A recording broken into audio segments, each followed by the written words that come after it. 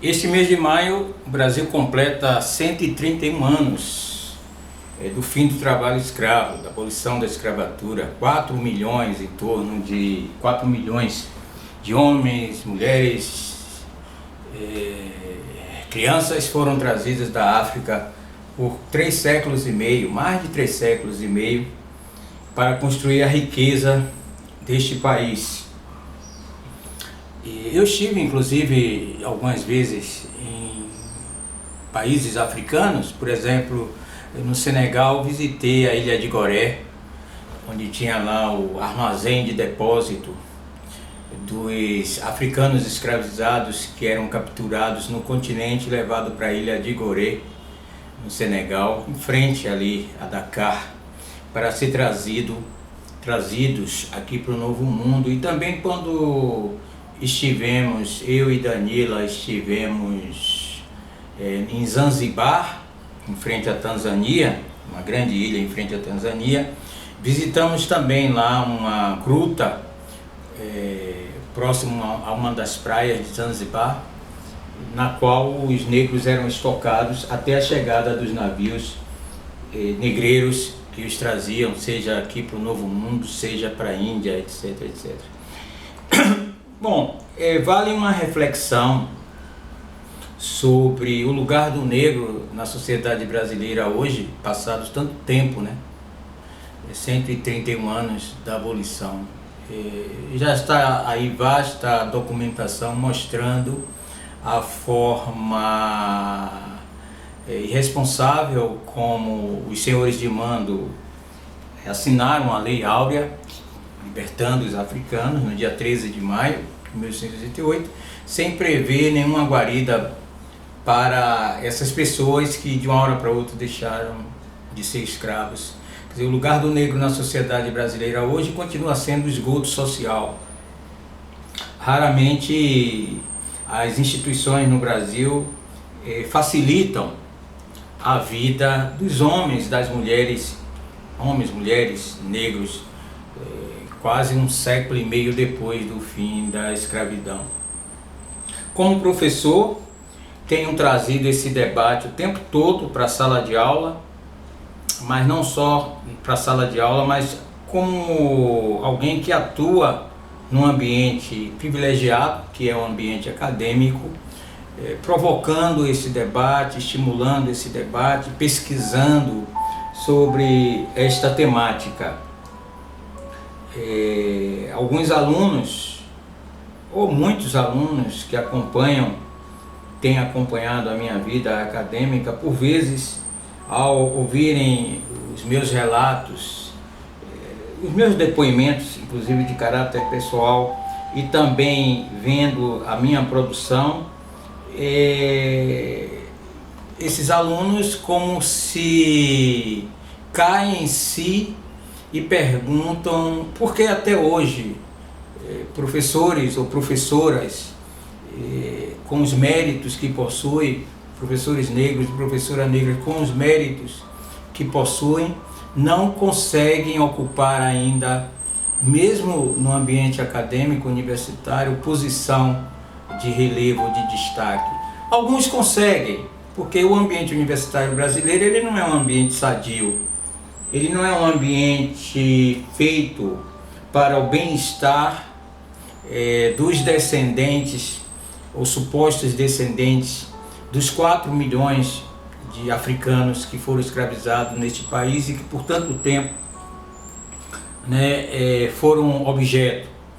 Então é até um estranhamento quando você vê um professor negro em sala de aula. Eu fui aluno na Universidade de São Paulo, a minha orientadora, professora Solange Martins Cruzeiro de Lima, uma mulher branca, descendente de italiano, sempre falava isso. Quer dizer, ela tinha sensibilidade para essa problemática, porque aqui é preciso dizer, ao contrário do que recentemente uma orientanda me procurou para dizer: professor, eu tive receio de procurá-lo para ser meu orientador, porque ela é branca, ela dizia, e quando ela comentou num grupo de colegas que gostaria que eu a orientasse, a reação geral é de que ela era maluca. como é que você vai ser orientada por um cara que é racista? Fernando Conceição não gosta de brancos. Se cultiva também essa má imagem a respeito de alguém que tem posição firme sobre essa questão racial. Pelo contrário, minha questão não é gostar ou não gostar de brancos. Sempre me relacionei muito bem, tenho grandes amigos não negros, não só aqui no Brasil, mas também no exterior, seja nos Estados Unidos, na Europa e por todo o Brasil, né? Pessoas aqui na Bahia também. Minha maior amiga na faculdade de comunicação não é uma mulher negra, mesmo porque a faculdade de comunicação não tem negros. Praticamente eu sou aves rara na faculdade de comunicação. Tem pessoas de pele escura, mas que não querem ser identificadas como negras. Alguns professores, alguns colegas meus. Então, o meu problema não está exatamente com o negro, ou melhor, com o branco. O meu problema maior, e esse é um problema que nós temos que discutir, é com a estrutura que reforça os privilégios dos brancos. Ao contrário dos negros, sejam negros pobres, classe média, ou negros acadêmicos, ou negros não acadêmicos, o fato de você ser branco determina o seu lugar social. Numa sociedade, no Brasil, numa sociedade racista, de estrutura racista como o Brasil, né, ter nascido branco já é ter melhores condições de ascensão e de respeito do que ter nascido negro. Quer dizer, o branco precisa se esforçar menos para ocupar os lugares que ocupam. Ou seja, eles têm privilégios quase que natos. Então não é bem, o meu problema não é bem com o branco, Danila. O meu problema é com a estrutura do Estado brasileiro que dá privilégios aos brancos. Então outro aluno aqui, muito preocupado, mandou uma mensagem, algumas mensagens, vendo eu em sala de aula, esse semestre, na pós-graduação, um aluno Fabrício Santana de Oliveira Torres. Ele trabalha com teatro, é produtor de teatro, está frequentando uma disciplina de pós-graduação, né? Uma disciplina de pós-graduação que eu ofereço, Cultura e Sociedade no Brasil. E dia desses ele me manda uma mensagem. Eu até disse a ele que iria analisar e comentar essa mensagem dele. Ele me apresentando uma editora Mariana, da editora Rucitec, que é uma editora de São Paulo. Coincidentemente, essa editora é a editora que publicou a maioria dos livros de Milton Santos, do qual eu sou biógrafo, autorizado por ele. Milton Santos, que teria confidenciado ao professor Kabengele Munanga, segundo me disse o professor Kabengele Munanga, quando eu o entrevistei para a biografia. Milton Santos teria segredado a ele, ou confidenciado a ele, lá na USP, onde os dois trabalhavam. Se no Brasil houvesse 3 ou 4 Fernando Conceição, a situação vexatória do negro não estaria como está. Ele disse isso, Milton Santos, na década de 90, ou início dos anos 2000. Estamos em 2019, 131 anos da abolição, a situação vexatória do negro continua, né? Porque existe uma reprodução, a forma como o Brasil se organiza, as instituições atuam, fazem com que haja uma reprodução da exclusão do homem, da mulher negra, dos espaços de privilégio, dos espaços de mando no país. Então esse aluno preocupado, entre outros alunos, né, estava até lendo hoje um perfil que fizeram de mim, agora um aluno de graduação, fez um perfil numa publicação da Facom, deste professor, né, exatamente até me apresentando de uma forma positiva. Eu não dei entrevista a ele, não, eu mandei ele se virar. Mas aqui esse aluno Fabrício Santana de Oliveira Torres Diz: olha, estou te apresentando Mariana, da editora Rucitec de São Paulo. Sugiro fazer um contato com ela, informando seu currículo, sua história e suas publicações. Tenho certeza que ela vai gostar, inclusive com os comentários que lhes são feitos. Tomara que seja possível tornar esse sonho realidade e em breve seus colegas não tenham outra opção a não ser reconhecer sua competência. Ou seja, Fabrício quer que os meus colegas próximos, aqui da UFBA, da Universidade Federal da Bahia, reconheçam minha competência. Eu diria a Fabrício, como digo a você que está me ouvindo, que no fundo da minha alma eu não busco o reconhecimento desses meus colegas próximos. Eu busco o respeito deles, que eles respeitem os méritos que possuo, e esses méritos foram adquiridos com muito esforço e muita luta, não pelos meus belos olhos azuis, nem pelo meu sobrenome, Conceição. Então, Fabrício, é acreditar em Papai Noel, é acreditar em duende, querer que os meus colegas reconheçam minha competência. Ainda mais porque nós vivemos num sistema em que se reconhece a mediocridade como prêmio. Quer dizer, aliás, quem é premiado é a mediocridade. Se você não é medíocre, esteja preparado para assumir as consequências disto. É muito difícil perseguir a trajetória acadêmica e intelectual se mantendo independente ou autônomo a panelinhas ou a grupos de mando, ou a igrejinhas, ou partidos políticos. Eu venho buscando isso, seja na minha trajetória acadêmica, na minha trajetória profissional como jornalista, e também na militância antirracista no Brasil. Nunca fiz parte de nenhuma instituição formalmente composta, instituição do movimento negro, porque também tenho críticas ao uso que os grupos sociais explorados fazem da sua situação de explorados para transformar isto num ganha-pão, numa forma de ganhar dinheiro. Isso se dá não só no movimento negro, o movimento feminista, o movimento homossexual, que nos últimos 20, 30 anos aqui no Brasil tem recebido financiamento de instituições e de fundações estrangeiras. Então a militância se tornou uma profissão, a militância feminista, a militância negra, a militância homossexual se tornou uma forma do sujeito fazer proselitismo e ganhar dinheiro. Ninguém quer de fato a alteração desse quadro.